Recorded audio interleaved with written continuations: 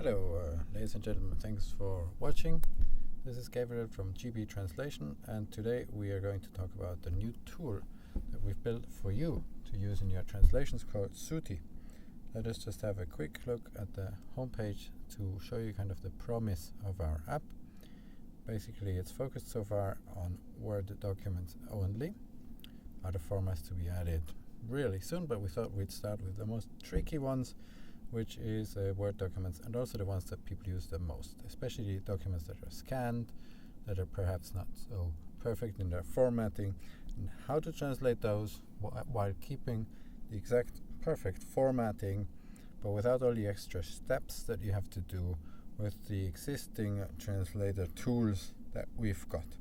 For example, let us look onto the promise of our app, which says general AI tools in Google Translate, but which also means Trados and Smartcat and these other tools. Not all that clever when it comes to translating real documents. We need something better.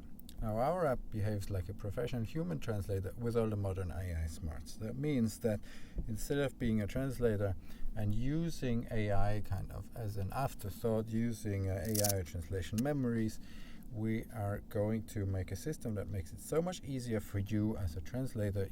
It's professional translation with the boring parts taken away, which already was a promise of the existing CAT tools, but in reality often fails. And certainly the existing CAT tools, if we look at, for example, we've got the Smartcat, beautiful Smartcat here that a lot of people love to use.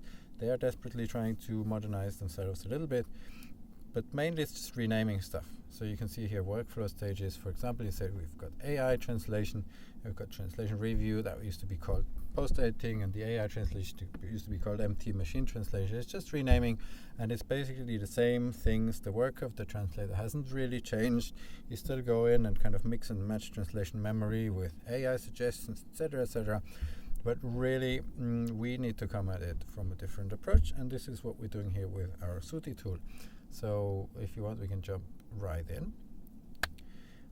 When you then log in, so you can use a Google account or you can create a manual account with your email as you prefer, but we already promised we won't use your Google data for anything other than your login and potentially finally your payment. So do not worry, you can just use your Google account for the fastest way to get started. We have no sharing agreement of your data with absolutely anyone else. Okay. So here you've got an app upload form here, and I've already uploaded an anonymous recommendation letter, which is in German. If I can maybe pull that up for you so you can see it. Let me just check if I've got that for you here. Okay, so we're just going to open that here from our downloads, and I'll just quickly show you. It's actually an OCR converted document, which is always a nice way of testing an app that you're using, because these are always tricky with nested tables and similar things. Okay, so an anonymous recommendation letter that we're going to be translating today. And let's open it up here on the right.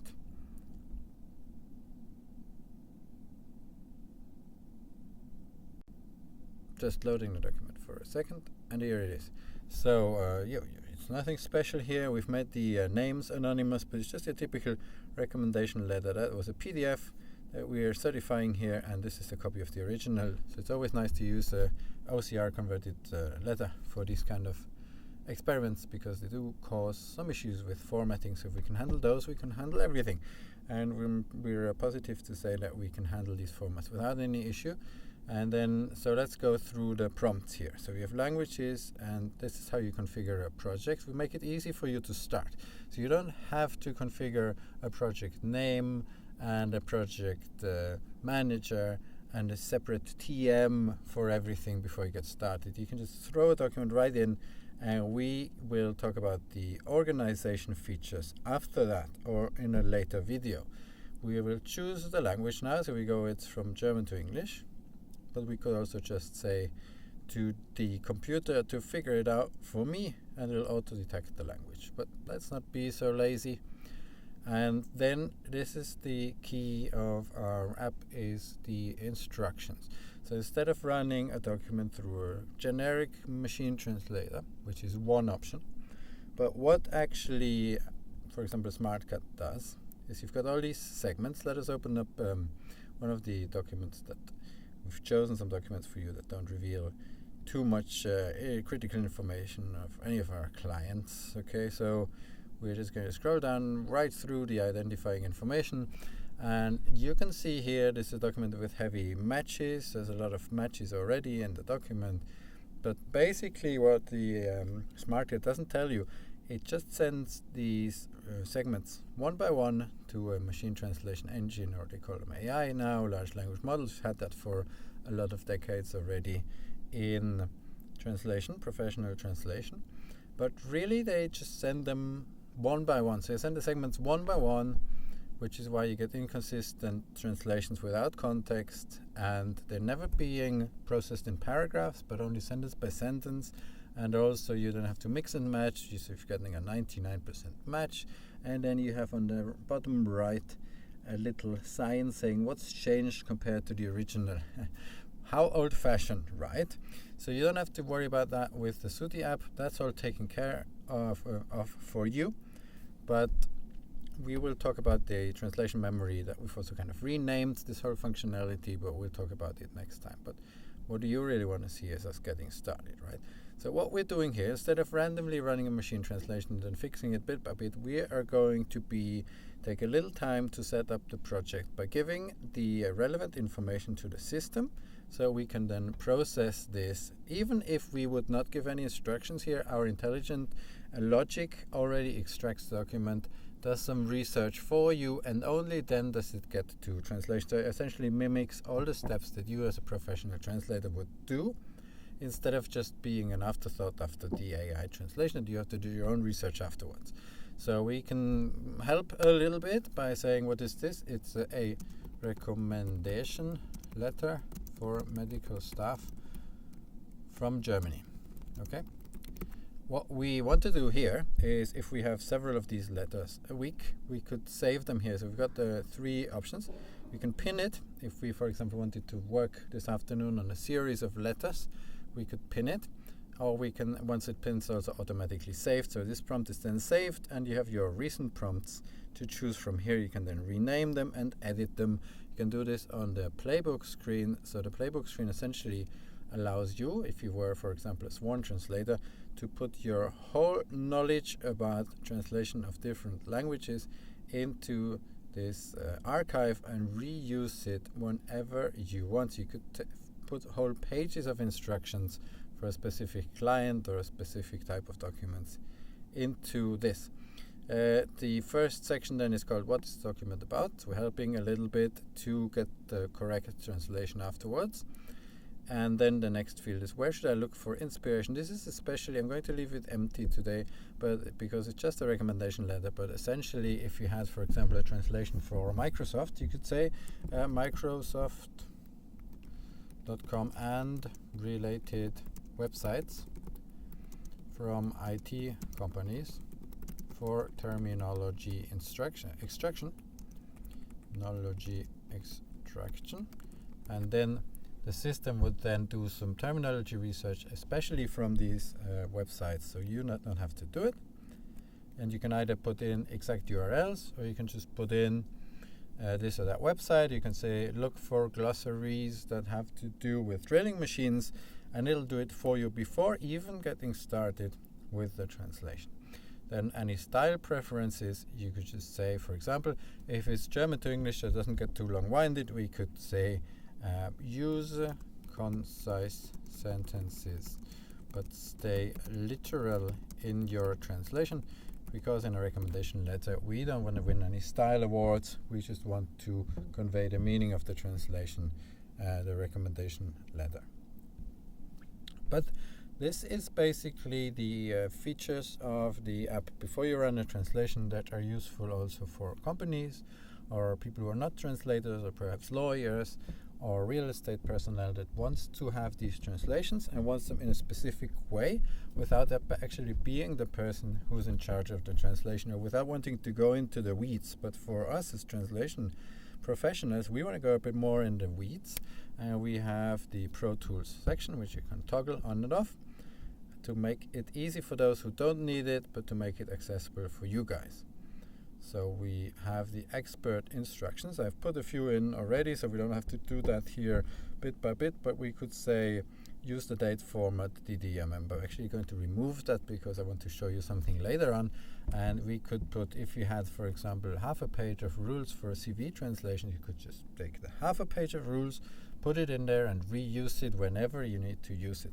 If there are specific instructions to translate or not, a specific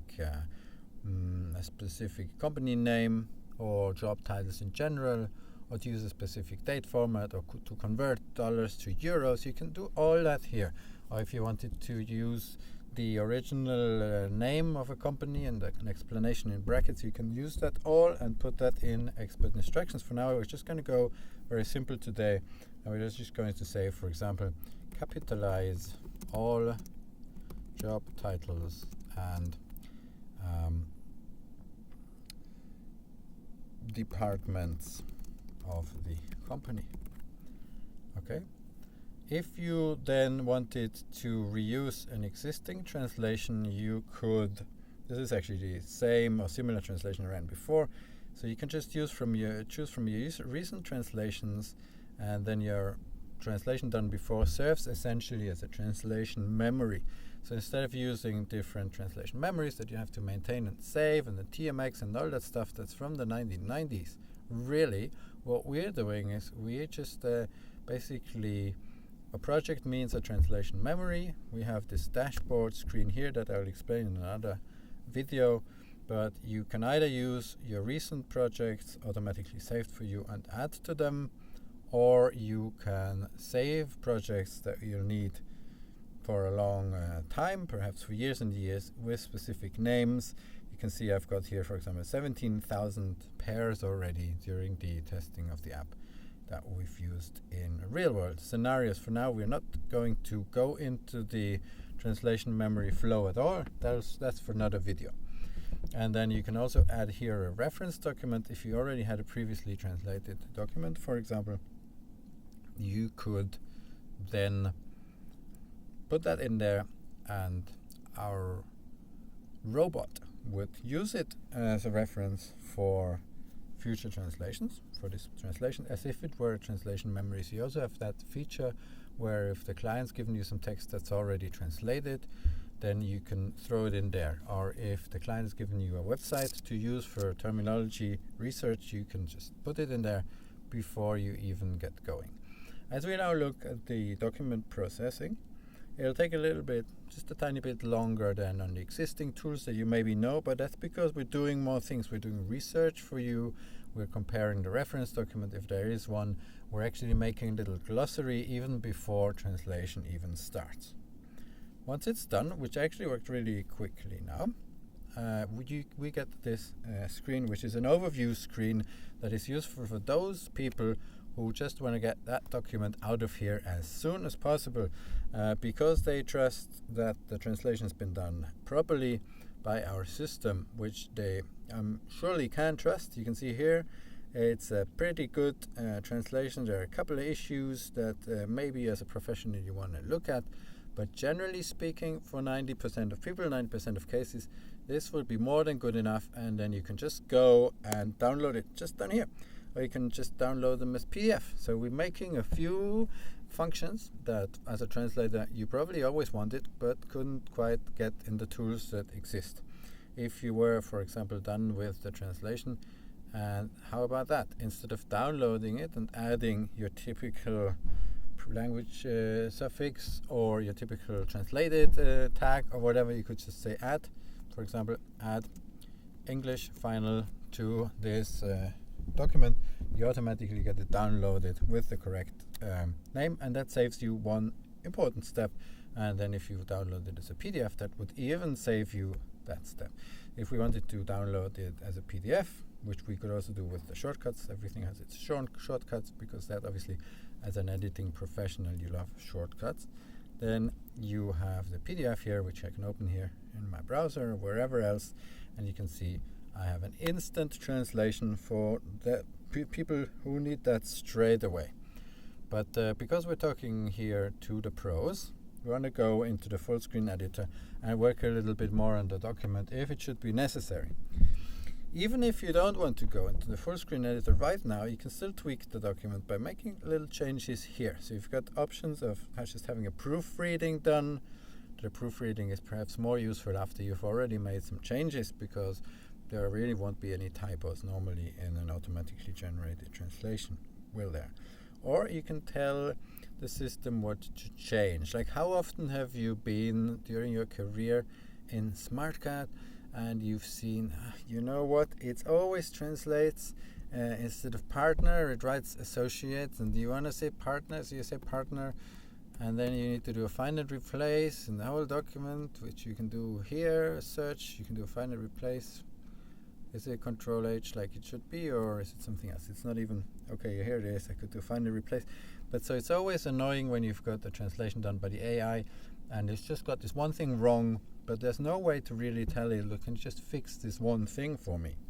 Well, here you can just say, look, I don't like how you translated these abbreviations or these numbers. Can you just change that for me? You can, that date, you just left it in the German format here, and you can make these changes right here without even having to go into the sophisticated editor that I'm about to show you. You also have here a toggle with more ideas for fixes, a style review. It's like having an external proofreader come in and just checking that it all sounds really perfect in the target language with a focus on that. That's done for you automatically. Or you can fix the date and number formats automatically without any further prompts. It'll just be a check that the dates are correctly formatted for the target market. So far, so good. But now let's also dive in a bit more as the translation professionals and open the full screen editor, which you can do by clicking on the arrow here or by the more prominent button back here. Once we go into that, we get a whole bunch of options that we didn't have in the other on the other screen, and I'll show them to you right now. Well, there's a couple of things we can do. If we had used the translation memories, we could show the translation memory matches, but we haven't used that today. And if we had a text that's heavily repeated, we can then highlight the repetitions here, which then also means that whenever we make a change, depending on our setting, we'll either be prompted to then apply that to the rest of the document, or we will automatically apply that. So if I wrote HR instead of human resources, we could do that automatically, and we don't have to automatically confirm the segments. But that is perhaps for another video when we'll dive into the memory and repetition function. We then can search in our archives as well, like searching in our translation memories with a concordance search. And we have an autocomplete which will autocomplete words that are in our translation memory saved, which is useful for documents that repeat themselves a lot.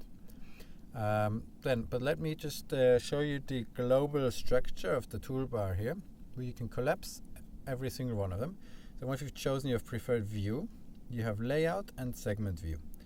Segment view is for those of you who like it old school. You can edit as if it was in Trados or Smartcat by segment, and it's perhaps for some documents it's more ideal, but we want to get slowly away from that because, like I said, it's a little bit 1990s, but for those of you who prefer that, you can have it.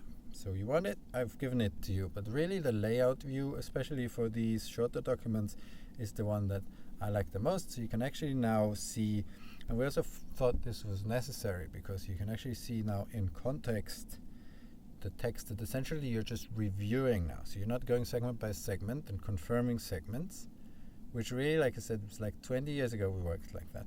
But your job is now a different one. And for doing this job properly, you need the context, you need to see the document, and it's no use just going through the segments. If I once again went into Smartcat here, I don't want to talk too badly about it, but it's a nice piece of software. But look, you've got all these sentences which are basically perfectly translated most of the time by AI or from the memory anyway, and you still got to go in and manually confirm each one of them, which then takes away from your ability to actually look at the things in context. So let's go back to our modern way of doing this. Let me just show you the other layout options. So we've got layout and segments. Segment is your traditional Smartcat kind of Trados, let's say, Trados kind of view. If we, for example, changed personnel department to HR department development, what we also see is it turns green now. What does that mean? So that means that you've basically reviewed this now. Like I said, there's no way right now to confirm a segment. But then if there's no way to confirm segments, how will you know that you've already worked on this and you don't need to look at it again? Well, it automatically turns green, just like a translation memory match does, but that's for another video. So you can now say, okay, I've looked at that, I've worked on it, and I don't need to look at it again. That's basically the magic of the highlighting here, without you having to manually confirm each segment, because we're now working on a hypothesis that translation will be 95% correct, and we just want to tidy it up. Okay. In terms of the highlighting, a couple of you might find that too colorful, too aggressive, or depending on your eyesight. So there are different, and we've also done a thing that would be, I think many translators wanted for a long time, which is we've got elaborate display settings. Your eyes are important for you, and we know that not everyone has the same eyesight, so you can freely toggle the font size, the line spacing even. Okay, and just have that the way that you personally prefer it. Even the contrast, you can have a high contrast also if you needed that. You can choose your font. I like the Merriweather one. And then, like I said, you can choose the highlight intensity also. If you think that's just a little bit green for you, we can tone it down a little bit, or we can even have it minimal, perhaps for documents that doesn't have that many highlightable elements. And you also have a background change, so you can work on whatever background is easiest on your eyes. Or you can just if you're an OLED display, or if you're on a desktop monitor, you might want different things for different circumstances. I like the sepia cream one, and I'm just going to stay with those for the purposes of the video. Maybe even use the cream one here, so the text is a bit more visible. Okay. There's also a review button, which is perhaps more useful if we're going to layout. So you now only see the target document and can do the final review there, which is one of my team members asked for it, so she got it. Then we have Smart Tools. Smart Tools will help you make changes automatically by using AI, look up terms quickly, and highlight terms, which I'm going to show you in a minute. So obviously we've got an editor, we can go in and edit, we've got all the different functions here. There's a couple of clever things though I want to show you. If, for example, I wanted to use capital letters for this term here, for example, if you wanted to write the word confidential with caps at the beginning, and that appears a couple of times throughout the document. This has happened to all of us.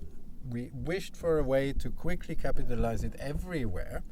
Then what we can do here is we can use this toggle, which is applied to all toggle, and then when we then change the highlighting either by a keyboard shortcut or by pressing here, this word then will actually be changed throughout the document. A big change from how it used to work. We have to do a manual find and replace, but here the word signed, for example, if I clicked on it right now, you can see it's been changed here and here automatically. So if you have got this one word your client wants you to capitalize, you can do that so easily with this very clever little tool. As you can see, Suti has been designed by translators for translators, as they like to say. If I wanted to, for example, I looked into the document and said, okay, to the 2nd of March in German, you say 0, period, 3, period, 2026. In English, that shouldn't actually be like that. So we kind of forgot to put that into the initial instructions, but that doesn't matter, it's never too late. We can just make changes here. Press Ctrl Shift and M. I've got the same box that was on the previous screen, and we can just say change date formats from day, period, month, period, year, to this more appropriate format. Control and Enter applies it. Like I said, this is from Professionals for Professionals. We've got keyboard shortcuts for absolutely everything. And it takes maybe a little while because it will run through the whole document again. but you can see that the change has been made. It's obviously not very useful just here on this short document, but if you had 15 pages and wanted to change all date formats, well, you can now do that. And it's kind of ridiculous that you can't do that already with the tools that are out there, don't you think? And you can see it all moves very quickly as well. Okay, so this is the make changes on our smart tools. We've got a couple of functions. Let me show you the lookup first. If we wanted to know how to translate the word clinicum, for example, we can click on lookup, or we can use the shortcut Control Shift and K to look up the word, and then what we'll get is not just a search in a dictionary and not just an AI request either, but the translation is actually generated for you within the context, the known context of the document that you're trying to translate. And it's explained for you here, and then you can make the changes on the right. So it's, instead of clinicum, which is here, has been maintained, which is perhaps good practice here, but if we wanted to change it, we could do make changes, or we could find a replace, or we could do make changes and say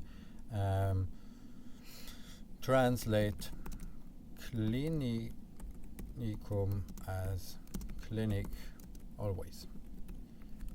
If you bundle maybe a couple of these together, then it's quicker because we only run through a document once. But even so, it's fairly swift. You can run through a document. If you look here on the right, the address says some street 23B, but that's only because we have made this anonymous, this document. Okay. So you can see the changes are made. Clinic instead of clinicum. All stuff that we wanted for a long time, and finally we've got it. So it's the lookup function. Then shall I show you something else before we wrap up this first video? Perhaps just a few smaller things. We look at the archive function next time.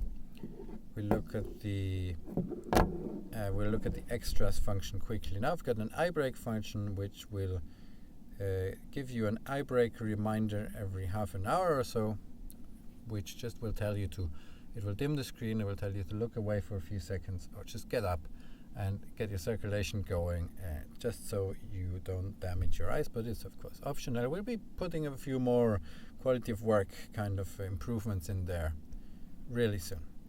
And then if you look at the shortcuts here, you can get a whole list of keyboard shortcuts that we've got prepared for you, because as a professional editor you do want to work with your keyboard and use the mouse as little as possible.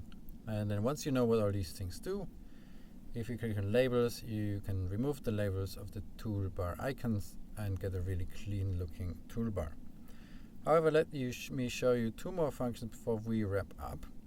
As we already said, the function of the translator really these days is more one of a reviewer. If you get, for example, this document, and let's be honest, there's not much we really have to change about it, but we want to make sure all the personal information is absolutely critical to be correct. So if you're in a typical situation where you have this document, you're like, okay, I just need to make sure all the phone numbers are correct, all the streets are correct, and there's nothing that's still in the original language, and that's important for us right now. The rest doesn't really matter that much. Okay, this isn't about the style, this text is about being precise. Well, we've got a solution for you, or rather we built it for us actually, so but you can enjoy it as well. It's called Smart Find, and it's just beautiful. You'll see right now I can tell it what to find for me and highlight. So we could say, for example, all personal information critical for a job application. That's more of a general prompt, but you can also make it more clear, like say phone numbers and street names and proper names. We can highlight these either in the original and the target, or only in the target, and we can save and pin these prompts just like all the other prompts, remember, from the first page. So you could have this one prompt which will highlight for you everything that you usually review before creating the final translation. And we tap on search, and it'll run through the document quickly for us and highlight these exact parts.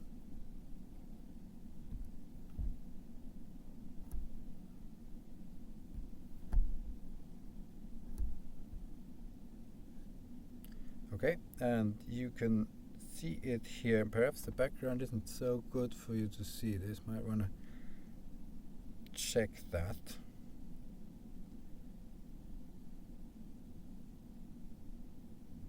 So the highlighting is subtle now.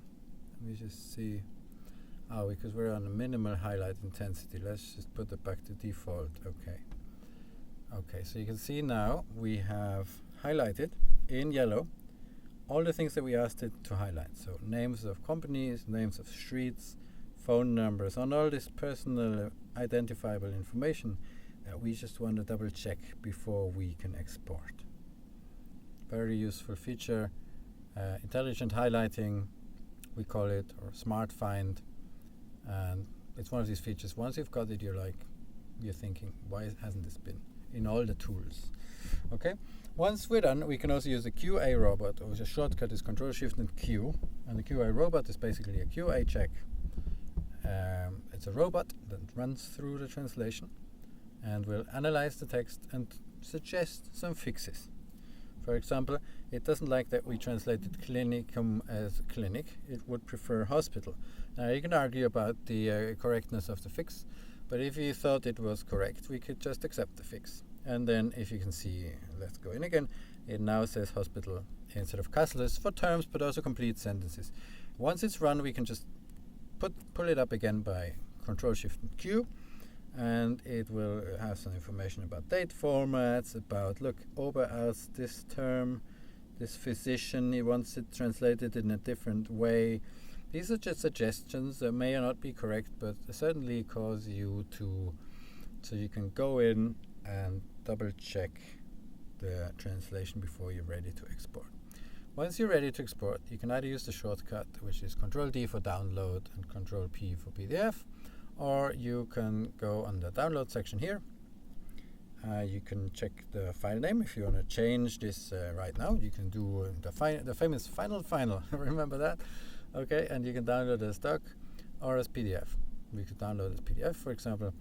This uses the OpenOffice PDF converter, so it's maybe not always 100% super faithful to the original, but it should be good enough for quick fixes. Otherwise, it's always a little bit more reliable to export it to Word and then do it from there, but you can also try it and then see. So this worked out quite fine, and if you can appreciate just how much time we saved just now here, instead of having to download the document and renaming it and then saving it as PDF, we can do it all right from here. Once we'll talk in the next in one of the next videos also about sharing documents, so you can invite a collaborator here very easily and generate a link for them to work on. If we ever wanted to come back to this translation, we could go to the dashboard page and we would say this recent project here. If I expected to have more of these kind of translations, I could save it permanently. I could say German recommendation letters, German to English, and I can save that, and that would make sure to stay there forever. And then next time I can just add documents to this project and run it also with the translation memory that's already behind the scenes been created for us. Okay, so this is the first preview of the Suti app, which as of now you can access and play around with. I hope you like it, and we remain available for any questions you may have and any suggestions. Thank you.